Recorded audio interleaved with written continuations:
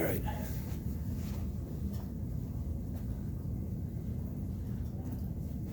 I think it's in one of the videos, the orientation videos, that my hearing is not particularly good. Not bad enough that I require a hearing aid, at least that's what they keep telling me, but there is a ringing that's constant. So just talk louder than the ringing. I'd appreciate that. A couple of years ago, I had a situation where a student asked a question and I didn't quite understand all of it, so I asked her to repeat it, and I stepped forward so that I could hear better. And as I stepped forward, her volume dropped because I was closer.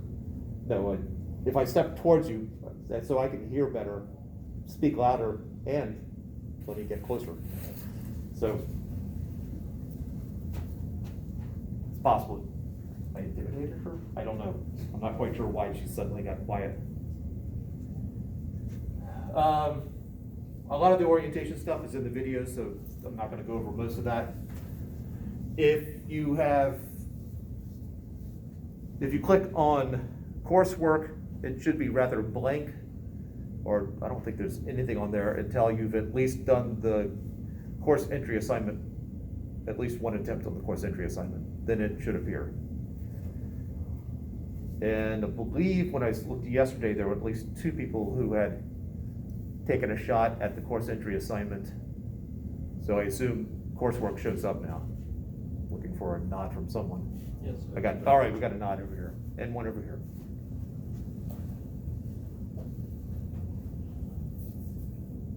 In terms of being late, some people straggled in first day, it happens. If you are going to be late on a regular basis, then we probably should talk a little bit to find out what's going on. Give me as much detail as you're willing to share. If it's going to be something the entire semester, probably need to know a little bit more detail than I'm going to be late every day. But if it's a one-off, I'm not worried about it.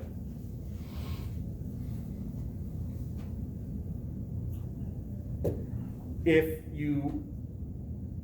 we're doing a lab, though, it is helpful to know how many people are going to be here. So once you get more comfortable with your classmates, if send them a quick text, I'm running late right now, just so that I can get a head count.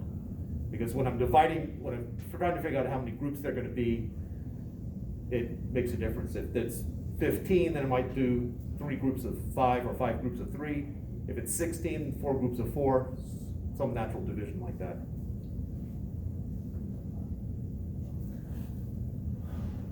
Lab due dates.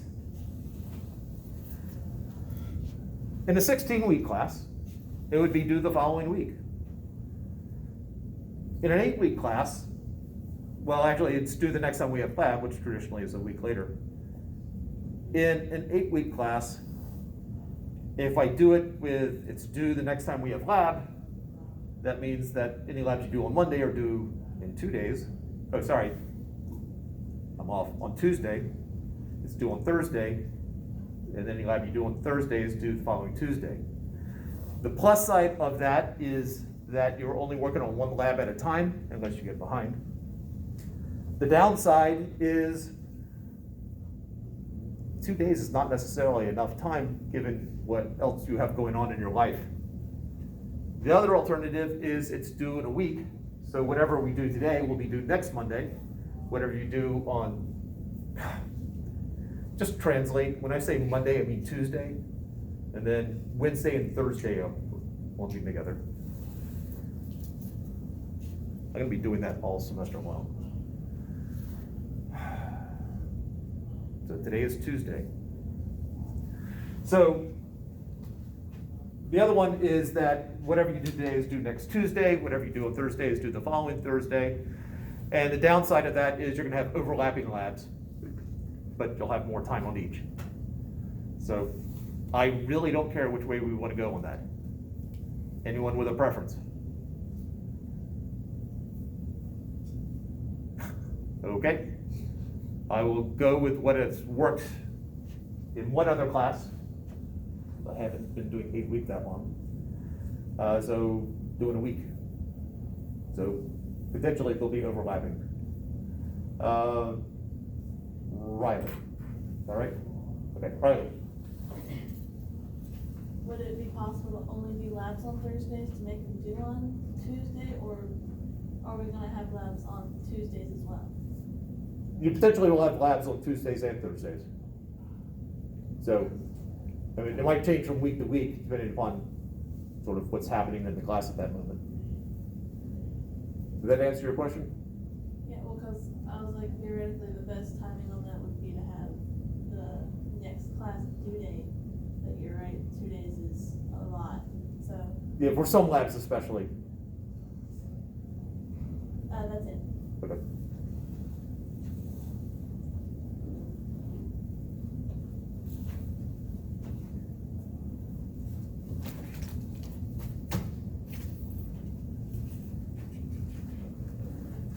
They are not stapled. So potentially you're gonna get 2 labs. There are staplers up here. And some of them even have staples in them. All right, how do I place? All right, that is a certain number of labs. It should be 3 pages for the lab. Oops. 4. Lost a page at the bottom there. Have one extra front page. Yeah. So it should be 3 pieces of paper. Oh.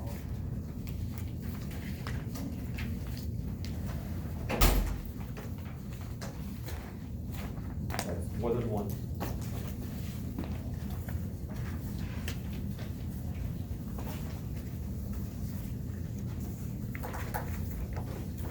It's more than one.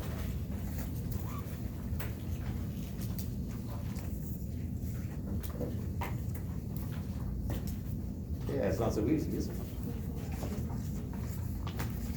Still missing some back there. Don't want you doing this out of all fun.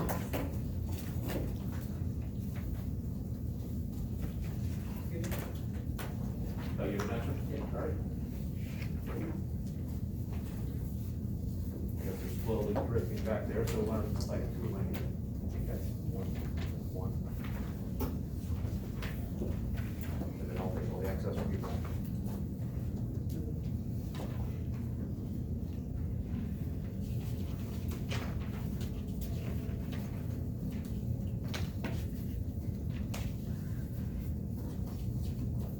Straightened out, thank you. All right, so a couple general comments. The lab group that you're in today is not the lab group that you're in necessarily for the entire 8 weeks. So, in my mind, there are no set groups, so you can mix and match throughout the entire time. Some people tend to float around, and some people tend to just congregate together for the entire time, so whatever seems to work for you. Because there are no set groups, the group name is not set either. So every lab, you'll have your name here, and then below is the group name. The group name, everyone in the same group has to have the identical group name. And that is spelling for spelling, capital for capital, space for space, symbol for symbol. It doesn't even have to be a word, so if you're doing a symbol, you all have to match the symbol. I think this is in one of the lab orientation videos, but I'm going to go ahead and do it to you anyway. A number of years ago, oh, that's right, this was a sucky marker.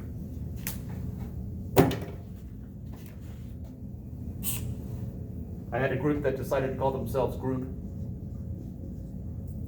So I came across that one. Then I came across another one that was spelled group. I thought that was strange. These were 2 people sitting near each other, and I thought it strange that somehow they did not coordinate better than that, because that group of people tended not to do that, to have that issue. And then, but I wondered what was the correct spelling for that particular lab. And then I saw there was 2 more of these and 2 more of these. These were 2 different groups. So they spelled it differently. Matter of fact, the 2 groups sat right near each other. In the other classroom, one group sat here and the other one sat right behind them. So they obviously collaborated. The joke has been done already, so if you do it, it will be sad, so you don't have to do it anymore. But those are two different groups.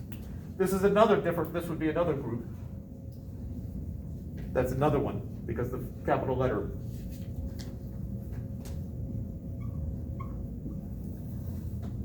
Those are all 4 different groups. So, an issue, some of the issues I've seen with group name, it seems like it should be relatively simple, but sometimes it's not. Sometimes groups don't decide upon the group name until after they've left. And then I'll have a student come up to me and say, I don't know what the group name is, as he's handing it in to me. And I'm thinking, why didn't you just ask the people that were part of your group?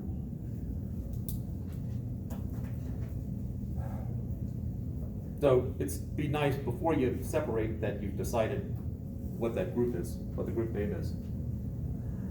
Another issue was that there was one person who was setting up the lab for the next part of the lab. I think she was taping meter sticks to the wall. And they'd already decided upon a group name, and then the other 3 were sitting at the tables just waiting for her to finish. And one of them said, oh, I've got a great group name. And he said it, and those 3 all changed the name of the group and never told the person who was setting it up. So now the person setting it up has a different group name than the other 3, and she took the penalty because the other group members did not tell her. So if you change the group name after you've already decided, please make sure everyone in your group knows.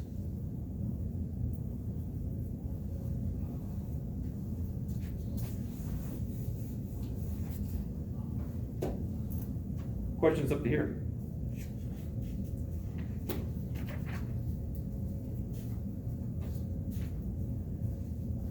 All right. Data. That which is measured directly in the lab, everyone in the group should have the identical data. Doesn't require any calculations, it's just that's what I read. It's 3.4 meters. Everyone would write down 3.4 meters, or 3.40, or however much significance is required. So data is the same for everybody. Don't repeat units. I go in, you gotta watch the video. Regardless of how you write stuff down today, make sure you watch the orientation videos. Results is when you've taken the data, you manipulate it, you come up with results. The results might differ, not on the first lab, but the results might differ after the first lab, depending upon rounding. On the first one, it's pretty prescribed. I'm dealing with, this is the one time, this lab right here is the one time I care about significant figures. How many of you dealt with significant figures before? Yeah. If you feel comfortable with them, you can skip those videos. If you're not feeling comfortable with them, make sure you watch the significant figures videos.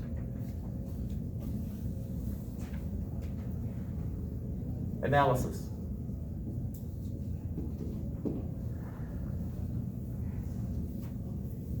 Analysis would be the questions at the end. In this particular case, there's just 2 analysis questions. Typically, there are more than that. I have absolutely no problem if people in a group, or even people outside the group, are discussing the analysis questions. I've heard a lot of very productive conversations there. But you are not copying someone else's answers. You need to have your own wording.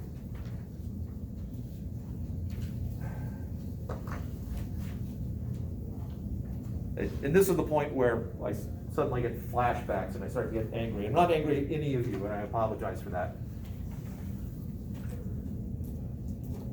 One of the worst cases of cheating, a student took someone else's lab, photocopied it, scratched out his name, and wrote her name.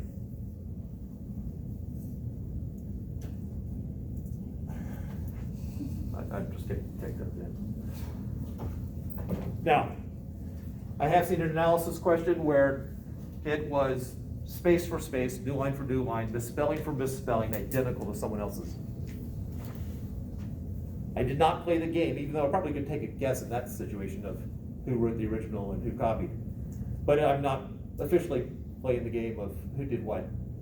They're both, what you would see in the margin is -5. And that's not, you've lost 5 points, you've lost 11 points, because it was a 6-point question and they got a -5. If you see a -5 in the margin there, you probably want to talk to me. If you see a -5 at the very big top of the page, when I hand it back to you, if there's a -5 there at the very top, there'll probably be something like "see me" written there, if I haven't spoken to you already. That is the far more serious offense, and we're discussing your future in the class.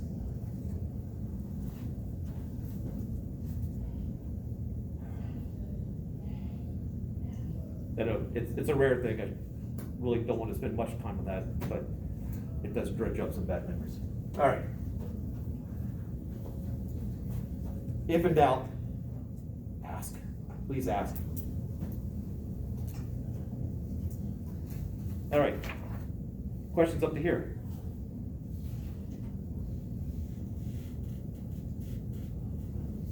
All right, pre-labs. For 151, I have pre-labs. Now, this is supposed to something that's, sorry, going through puberty, voice is changing. This is something that's supposed to be done before you walk into the lab. It is before the lab. Now, obviously, none of you bothered to do this before you walked in today because you probably had no idea that you were supposed to do it. Well, or it was nice, it would have been nice if you had done it. Now, so for the first one,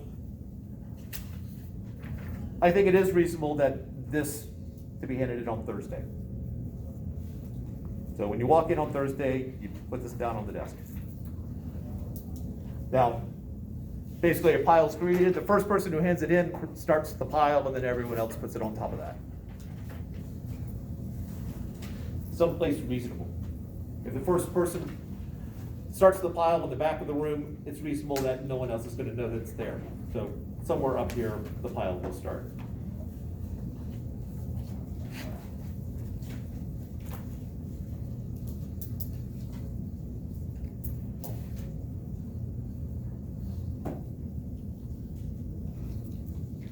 Yeah, the second lab that you're going to do should be posted under, yeah, I've got a lab section. So in Blackboard, under labs, one, you'll see this lab. And when I get back to my office, I should be checking to make sure the second lab is there. So what I'm expecting for you to do is before next class, to print out the next lab and to do the pre-lab for that. So on Thursday, there'll be 2 pre-labs to do. This one right here for the first lab, and then the pre-lab for the second lab.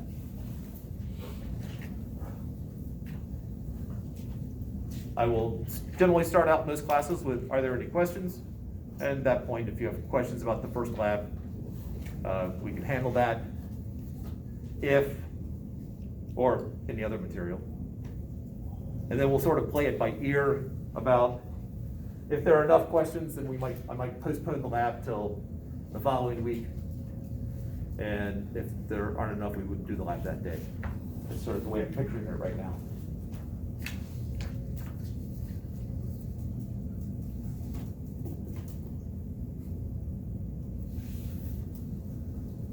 So we are at 17, I think.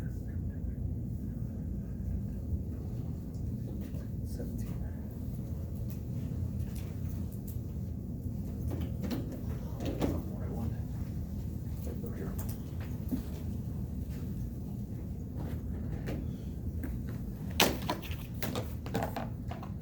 Who in here has worked with a micrometer before? The micrometer. Ooh. Okay, no one.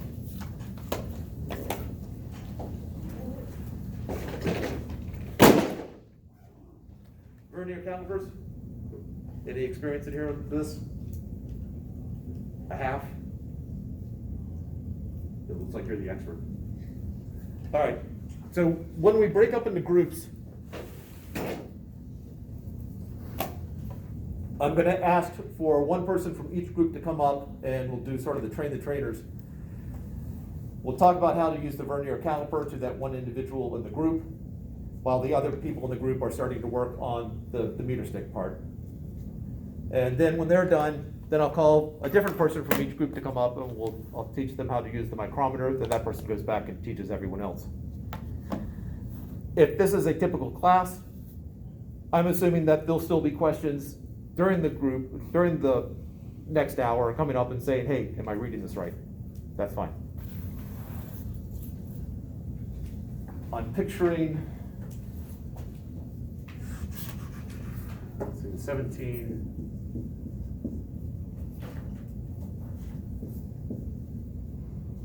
Nope, that's 19.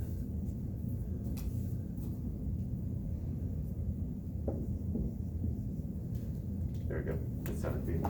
So I'm picturing 2 groups of 4, 3 groups of 3. I tend not to intervene or try not to intervene in the group's decisions or how groups get together. But if there's one person by himself, if it breaks up into 4 groups of 4 and then there's one person by himself, I probably will come in and ask a group to split up. Or 2 groups to split up. But hopefully it will all work itself out, because that's the way life is.